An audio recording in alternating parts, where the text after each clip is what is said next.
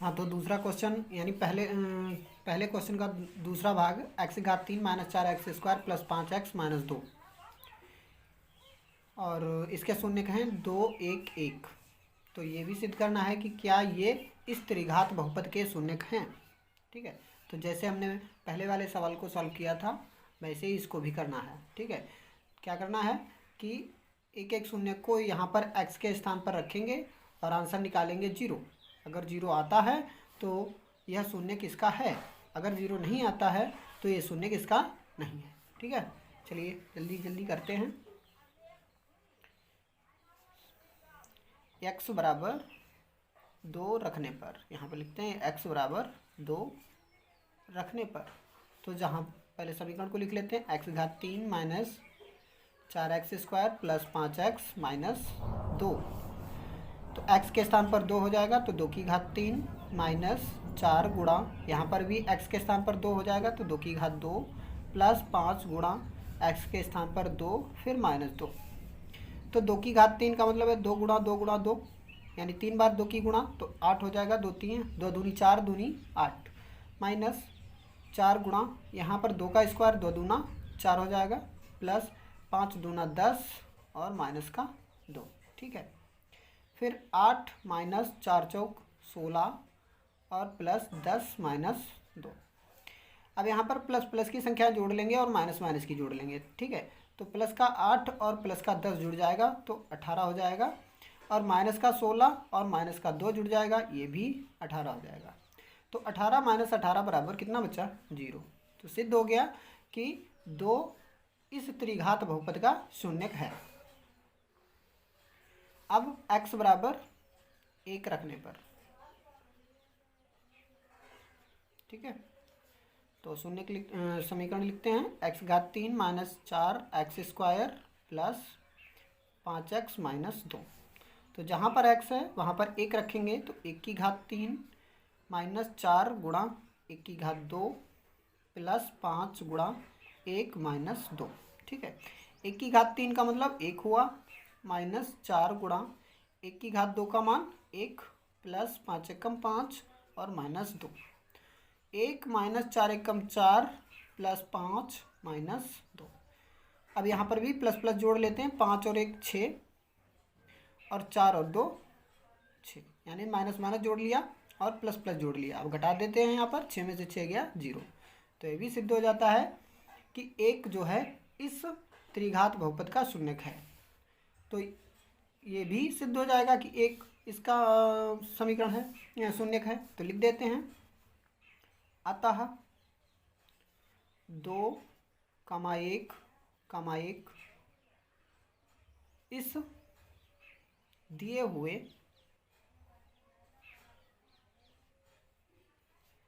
त्रिघात बहुपद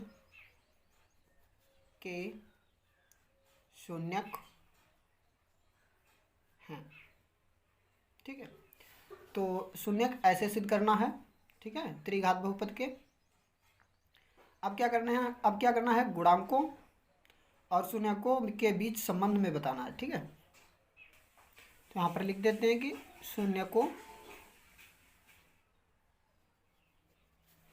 तथा गुणांकों के बीच के संबंधों का सत्यापन,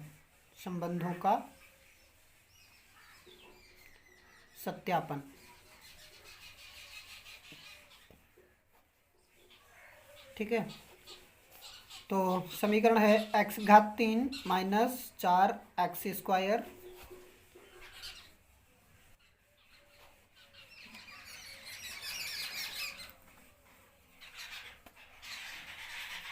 x घात 3 minus 4x² plus 5x minus 2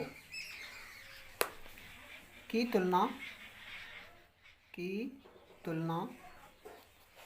ax घात 3 plus bx² plus cx plus d बराबर 0 से करने पर,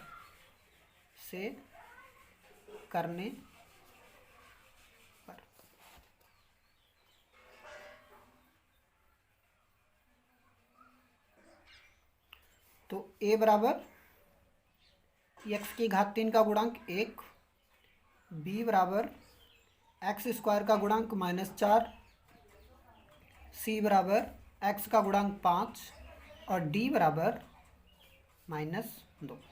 ठीक है, तो यहाँ पर पहले निकालेंगे शून्यकों का योगफल। शून्यकों का योगफल यानी alpha plus beta plus gamma बराबर क्या होता है, -b/a। ठीक है, alpha plus beta plus gamma ये शून्य मान लिए जाते हैं। तो पहला शून्य कितना है, यानी 2, और बीटा का मान 1 और गामा का मान भी 1 है। तो यहाँ पे लिख देते हैं 2 + 1 और +1 बराबर माइनस, और b की वैल्यू कितनी है, यानी b की वैल्यू -4, तो यहाँ पर -4 हो जाएगा बट्टा a की वैल्यू 1। ठीक है, तो जोड़ लेते हैं, 2 और 2 4 हो गया, 4 बराबर ये माइनस माइनस प्लस में बदल जाएगा, 4/1। 1 से 4 को भाग देंगे तो 4 ही बार जाएगा, तो 4 बराबर 4। तो यह सत्यापित है कि शून्यकों का योगफल -b/a के बराबर है। ठीक है, अब निकालेंगे 2 शून्यकों को एक साथ लेकर गुणनफल का योगफल। गुणनफल का योगफल यानी alpha beta plus beta alpha और गामा अल्फ़ा। ठीक है, बराबर क्या होता है, c/a। c/a। तो अल्फ़ा बीटा यानी अल्फ़ा का मान कितना है, 2 गुणा बीटा का मान 1 प्लस बीटा का मान 1 और गामा का मान 1 प्लस गामा का मान 1 गुणा अल्फ़ा का मान 2, और c की वैल्यू 5। तो यहाँ पर 5/1।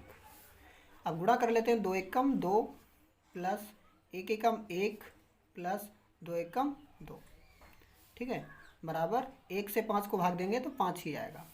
अब ये जोड़ लेते हैं, 2 1 3 2 5, तो 5 बराबर 5। तो ये भी सत्यापित हो गया। ठीक है, अब निकालेंगे शून्यकों का गुणनफल। शून्यकों का गुणनफल, शून्यकों का गुणनफल बराबर होता है -d/a। -d/a। तो अल्फ़ा बीटा और गामा। अब d की वैल्यू कितनी है, d की वैल्यू -2 है, तो यहाँ पर माइनस, एक तो फार्मूला की और एक -2 की, बटा a की वैल्यू 1। अल्फ़ा बीटा यानी 2 गुणा 1 गुणा 1 बराबर माइनस माइनस प्लस में बदल जाएगा, तो 2/1।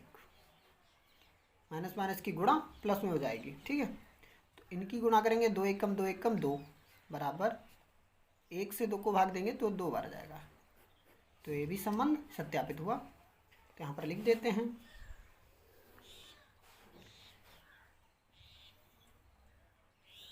अतः संबंध शून्यकों, यहाँ पर लिख देते हैं शून्यकों और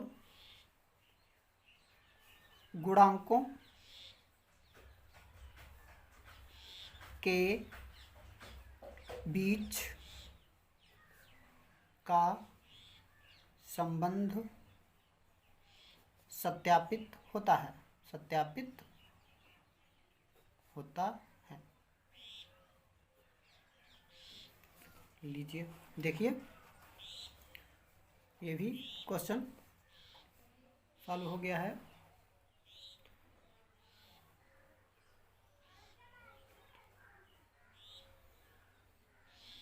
चलिए बढ़ते हैं अगले क्वेश्चन की तरफ।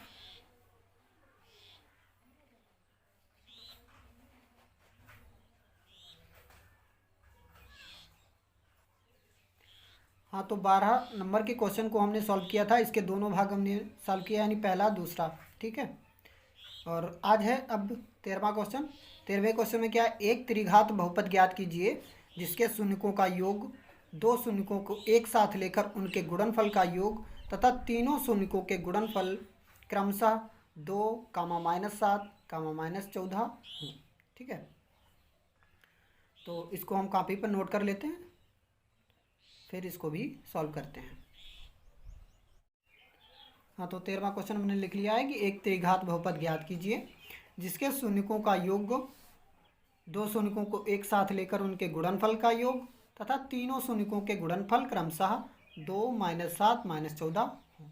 ठीक है, तो इसमें क्या करना है, हमको त्रिघात बहुपद ज्ञात करना है।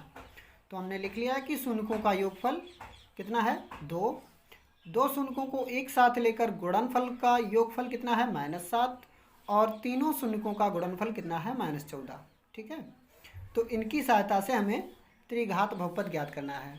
तो त्रिघात बहुपद का हमने फार्मूला लिखा है यहाँ पर, इसे याद कर लीजिए।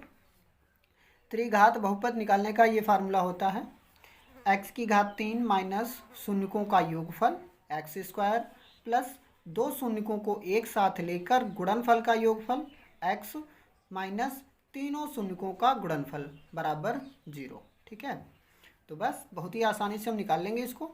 x³ माइनस, अब शून्यकों का योगफल कितना है, 2, तो यहाँ पर शून्यकों का योगफल लिख देंगे, यहाँ पर ब्रैकेट में 2, उसके बाद x² है तो x² लगा देंगे, प्लस है तो प्लस लगा देते हैं, फिर ब्रैकेट, फिर क्या है, दो शून्यकों को एक साथ लेकर गुणनफल का योगफल, इसका मान कितना है, -7, तो इसको हम ब्रैकेट में लिखते हैं -7। ठीक है, इसके बाद x, फिर माइनस लगाएंगे, फिर ब्रैकेट शुरू, फिर क्या है, तीनों शून्यकों का गुणनफल, तो तीनों शून्यकों का गुणनफल कितना है, -14, तो यहाँ पर -14 लिख देते हैं, ब्रैकेट 1 और बराबर 0। तो इसको हल कर लेंगे थोड़ा, x³ माइनस, और माइनस की प्लस से गुणा होगी तो माइनस आएगा 2x²। ठीक है, यहाँ पर भी प्लस माइनस की गुणा होगी तो माइनस का 7x, और माइनस माइनस की गुणा होगी प्लस में बदल जाएगा, माइनस माइनस का प्लस 14 बराबर 0। ठीक है, तो यहाँ पे लिख देते हैं, अतः यही एक त्रिघात बहुपद है, त्रिघात बहुपद है। तो लीजिए दोस्तों, शून्यकों के योगफल और गुणनफल से इस तरह से एक त्रिघात बहुपद ज्ञात किया जाता है। तो इस फार्मूले को कंठस्थ कर लीजिएगा, ये बहुत ही आसानी से त्रिघात बहुपद को ज्ञात कराने में सहायक है। ठीक है, देख लीजिए। बस रिक्वेस्ट आपसे आप लोगों से यही रिक्वेस्ट है कि आप हमारे चैनल को सब्सक्राइब कीजिए, लाइक कीजिए, शेयर कीजिए। ठीक है, और इस प्रश्नावली की 2-3 सवाल रह गए हैं जो हम अगले वीडियो में सॉल्व करेंगे। ये वीडियो लंबा हो जाएगा, अपलोड करने में दिक्कत होती है। ठीक है, मिलते हैं अगले वीडियो में। नमस्कार।